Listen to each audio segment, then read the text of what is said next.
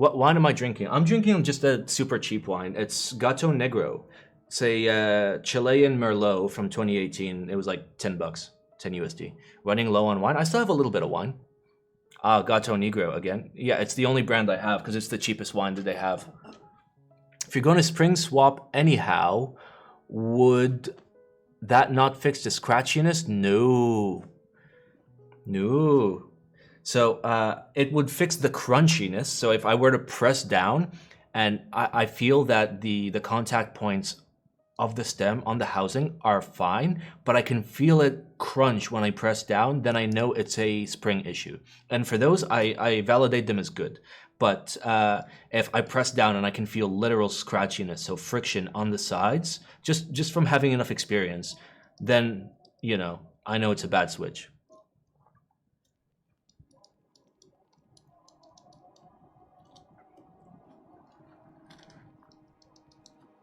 And generally, like, you can do it by ear. Like, that one I did by ear. Like, I could hear that it was scratchy as shit. So I just tossed it over there. So like I said earlier, if you have something called dumb fingers, you can just do it by your ear. And if it sounds scratchier than your constant switch, then you know it's bad. And if it sounds equally or less, then it's fine.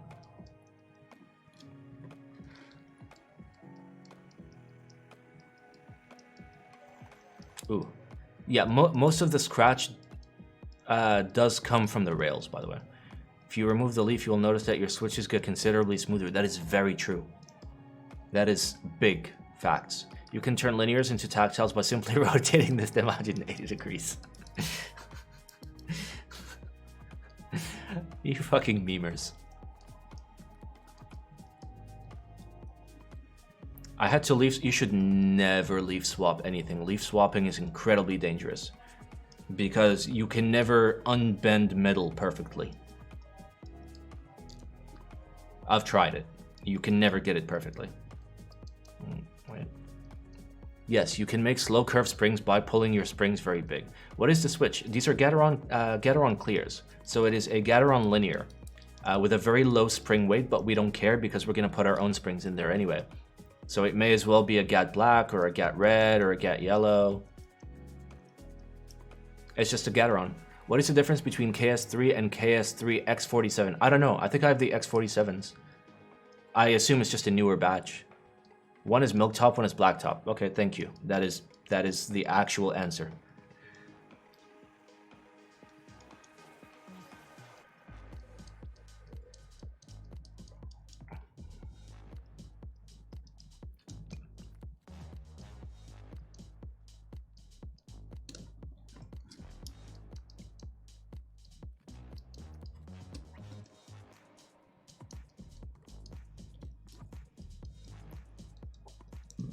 They were 15 cents each, by the way. Which is why we can be so liberal with our cherry picking. And throw away so many switches because they're just so cheap. So we're only getting the best. Oh, this one is great.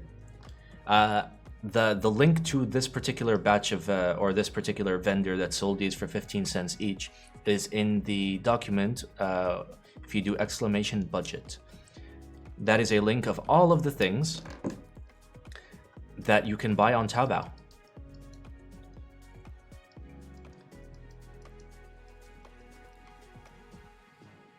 Okay, yeah, this one has a spring issue. I can feel it. It's quite interesting.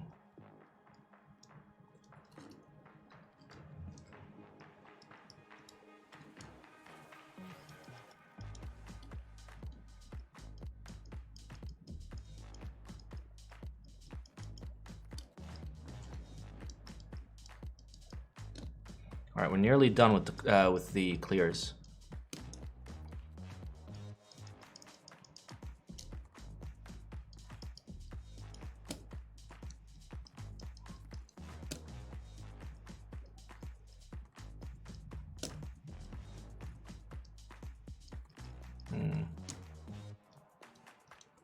Okay, so these are all the good ones, and these are all the bad ones. So generally good. It means my batch was actually relatively good.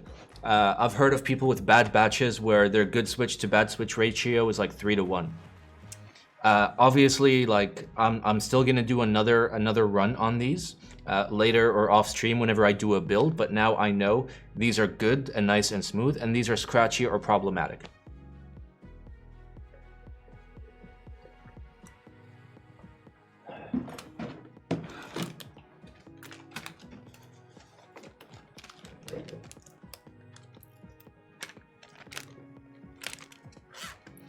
All right, let's put the good ones in a bag, and also the bad ones in a bag.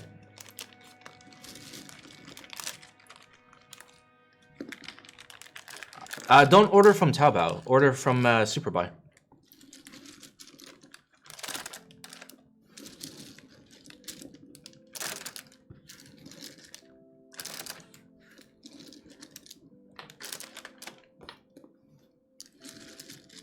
Put them in the same bag. Isn't that the same? Well, not really, because with one, it's really hard to fuck it up. All right, there we go. These are our good Gateron clears. These are our problematic Gateron clears. When cherry picking, do you ever tell the bad switches how bad and naughty they are as you set them aside? Oh yes. Reduce waste by putting them in the same bag. Well, it's not waste until I throw the bags out. They've already been made, right? And I already own them, so the damage has already been done. So there is technically no waste currently.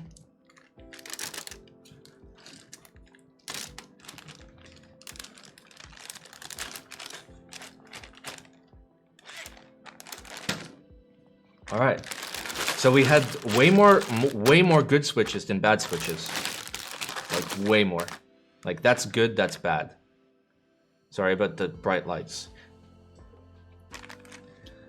That's not bad. We did pretty good. It's like so good, bad. It's nearly double actually. Like it's a solid amount. Weigh them.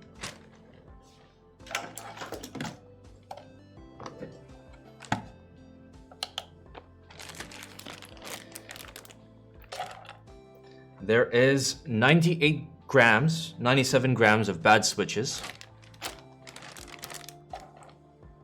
And nearly 200. Yeah, it's literally double. It's literally double. So that's actually a really, really good ratio. That means I have two good switches for each one good switch, which means I only had a failure rate of 33%. Also, thank you for the 15 titties. All right. What is next? We have our stabilizers. So I bought 10 sets of the cheapest stabilizer set I could find.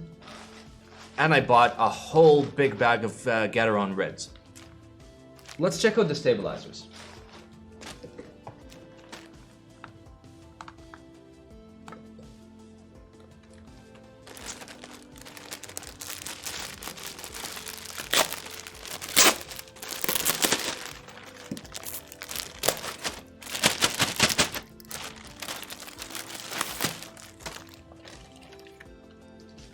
See, this is Chinese for there is good stabilizers inside. Unfortunately, I don't have scissors. I do have a wine opener. 2 out of 3 is good, so you gotta buy 33% more than you need for cherry picking if they are consistent. Yes, if they are consistent is the most important thing, and if you get lucky. Because switch batch variance is a very big thing.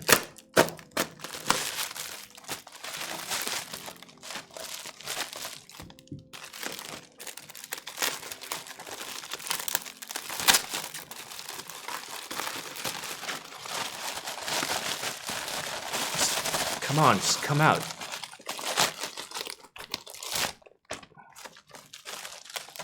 Is that it? Yep, that's it.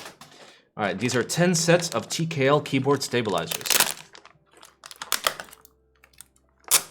That's a pretty high failure rate compared to most products. It's actually pretty low compared to most switches, interestingly enough.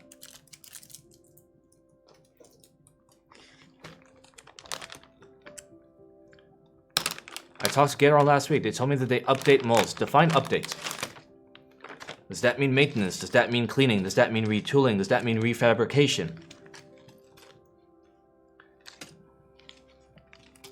All right, so each of these is a TKL. Okay, each of these is a TKL worth of stabilizers. Okay, we are going to grab one at random and test it.